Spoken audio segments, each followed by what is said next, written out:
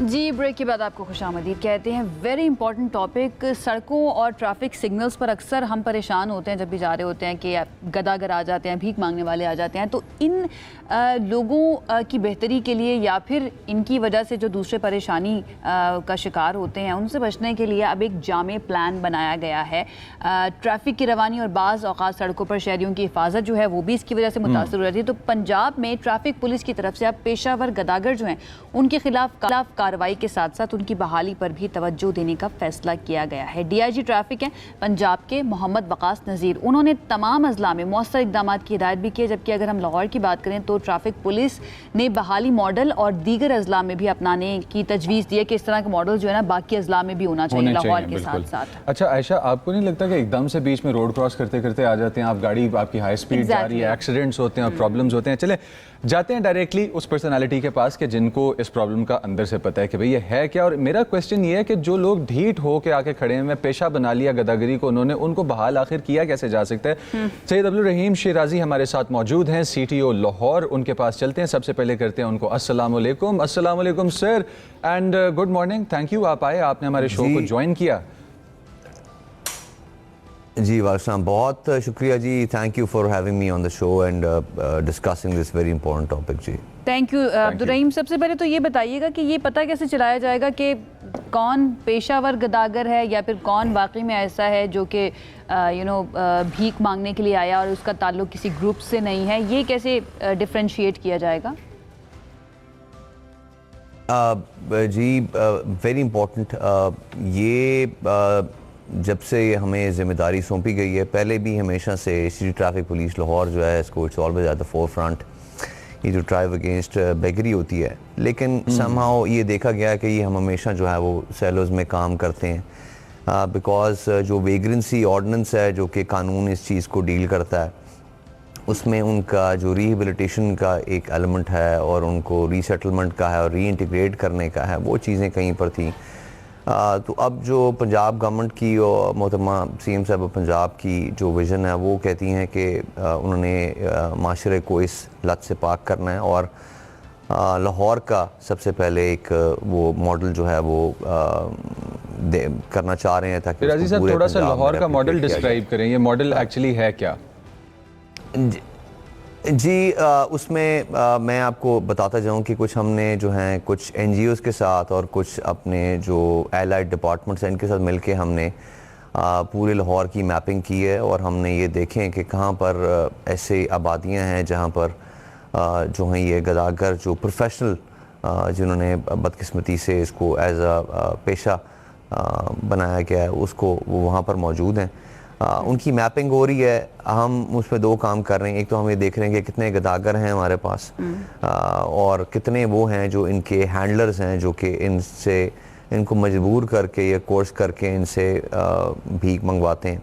Because आपको पता है कि इसमें बहुत ज़्यादा फाइनेंशियल स्टेक्स इन्वॉल्व हैं लोगों के, एक पूरा माफिया। बिल्कुल। उसके साथ साथ हमने साइड बाय साइड एक वो जो झुग्गी तालीम वाला एक कॉन्सेप्ट है कि उनको बेसिक एजुकेशन जो है वो रिलीजन की भी और दूसरी भी एथिक्स की वो हम उनको दे रहे हैं। कुछ पर्सनल हाइजीन के कुछ हमारे साथ कोलैबोरेशन है वो कर रहे हैं। लेकिन जहाँ पर आपने रिहेबिलिटेशन की बात की तो वो हम ने इस तरह किया है कि हमने जो हमारे पास अभी तक हम एज ऑफ टुडे हम तकरीबन 4500 के करीब जो हैं बेगर्स हैं उनको स्ट्रीट से उठा के जो आपके चाइल्ड प्रोटेक्शन ब्यूरो है या सोशल वेलफेयर डिपार्टमेंट है या ईदी है या जेल्स में अगर वो प्रोफेशनल बेगर्स हैं तो उनको हम कर रहे हैं। होम डिपार्टमेंट की सरबराही में, होम सेक्रेटरी साहब की सरबराही में एक टास्क फोर्स बनी हुई है जिसके अंदर ये पूरा इस चीज़ को बड़ा जो क्रॉस सेक्टोरल हमारी एक अप्रोच चल रही है, होल ऑफ गवर्नमेंट अप्रोच चल रही है। जब हम ये बात करते हैं कि प्रोफेशनल बेगर्स के खिलाफ कार्रवाई की जा रही है तो हम क्या समझें कि सड़क पर चलता हुआ कोई भी अगर हमें गदागर नज़र आ रहा है तो उसके खिलाफ भी कार्रवाई होगी? अगेन वही मेरा पहले वाला सवाल कि हाउ डू यू डिफ्रेंशिएट कि कौन पेशावर है और कौन मजबूरी के तहत भीख मांग रहा है? जी ये देखें उसके अंदर जो कानून आपका है इसमें वेग्रेंसी ऑर्डिनेंस 1958 है और ट्रैफिकिंग इन पर्सन 2018 का जो 2025 में अमेंड हुआ है। दे आर वेरी क्लियर कि अगर कोई बंदा किसी छोटा सा पेन या वो बेचने के लिए या आपको वाइपर पकड़ के आपकी विंडस्क्रीन साफ़ करने के लिए वो उस कर रहा है और आपको पता है कि आपने उससे वो चीज़ लेनी भी नहीं और ना आपने उससे वो काम कराना है और वो सिर्फ बेसिकली आपसे चैरिटी लेना चाह रहा है, तो वो सारे ज़ुमरे में आते हैं। लेकिन ऑफ कोर्स उसके बाद इनकी स्क्रीनिंग होती है।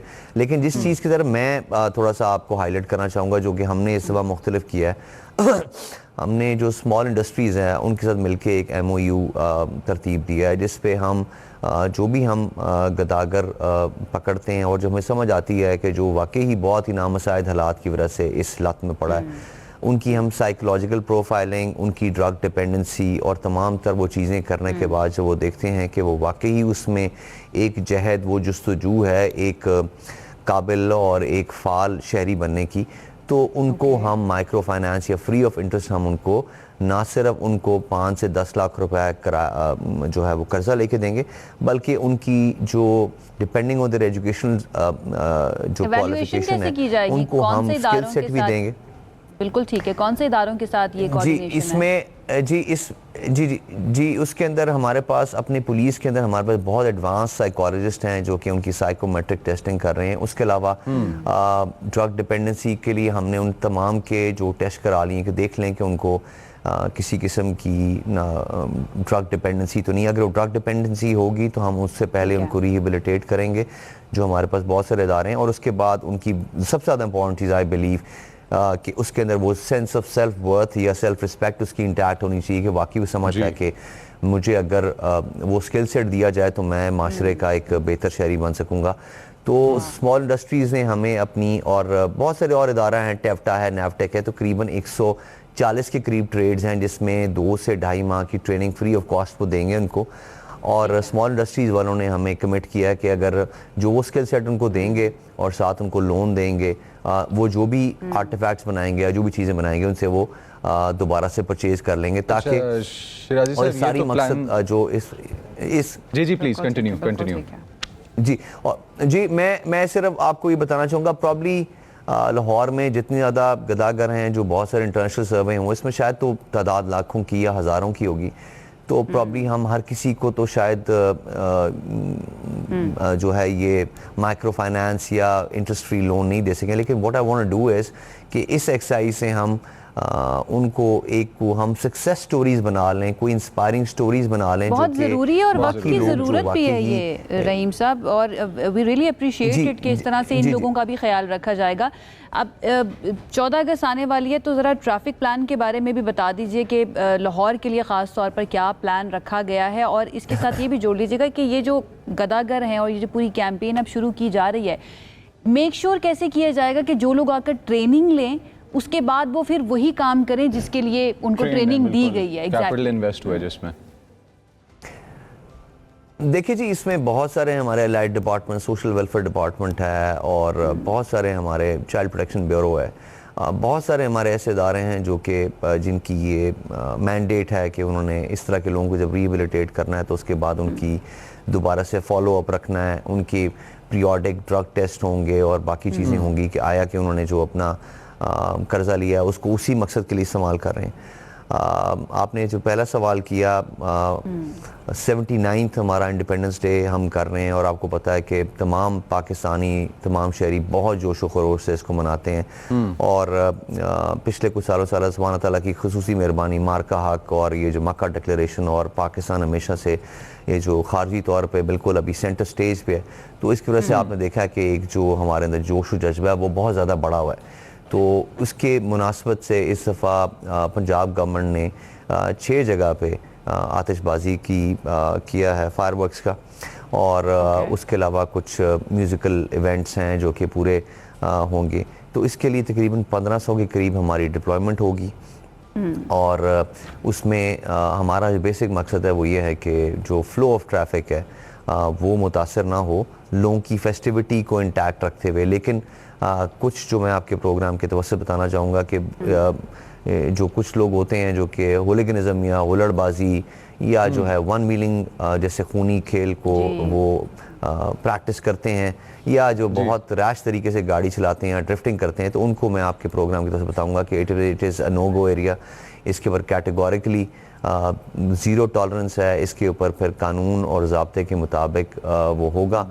जिसमें फिर जो हमारे शहरी हैं उनके लिए मुश्किलात पैदा होती हैं, उनकी गाड़ियाँ पाउंड होती हैं और क्रिमिनल केसेस होते राजी हैं। साहब, तो इससे मैं- ना सिर्फ एक खूनी खेल मैं है। आपकी इसी बात से मैं कंटिन्यू करना चाहूँगा कि अभी अभी इस्लामाबाद में एक एक्सीडेंट हुआ है जिसके अंदर एक माँ और एक बच्चा इन्हीं रेसर्स की वजह से ज़िंदगी से हाथ धो बैठे हैं और उनका जो वालिद था वो अब हॉस्पिटल के अंदर है। अल्लाह पाक उनको सेहत दें। I don't know the update on that story, but अल्लाह पाक उनको सेहत दें। थैंक यू, आपने हमें ज्वाइन किया, इतना इंपॉर्टेंट टाइम आपने निकाला और 14 प्लान और नो गो एरियाज़ का बारे में आपने बताया। इसी के साथ साथ जो आपने बताया कि बेगर्स की रिहेबिलिटेशन का programme, I support that and we all should collectively work together. Thank you, आपने अपना वक्त निकाला।